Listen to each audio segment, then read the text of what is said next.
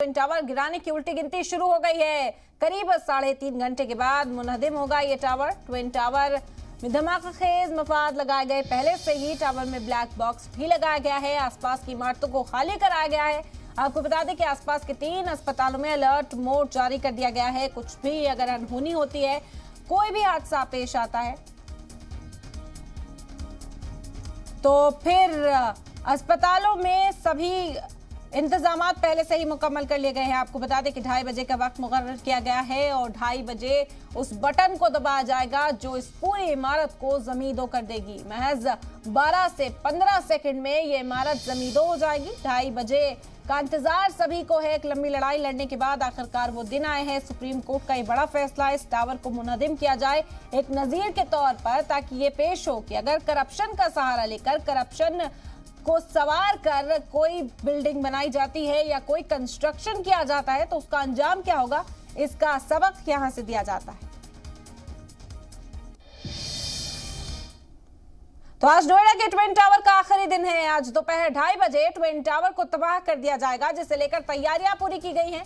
Tower गिराने को लेकर एडवाइजरी भी जारी की गई है। आपको बता दें कि ट्विन टावर के पास 6 मैकेनिकल स्वीपिंग मशीनों का इंतजाम किया गया है।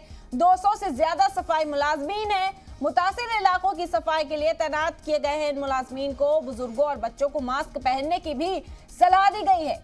ये बड़ी खबर है इस वक्त की आप तक पहुंचा रहे। ट्विन टावर को गिराया जाएगा और उसके बाद जो नसीहत है लोगों को दी गई है, ये हिदायत लोगों को दी गई है कि वो अपनी सेहत का खुद ख्याल रखें। हालांकि अस्पतालों में भी खास इंतजाम है।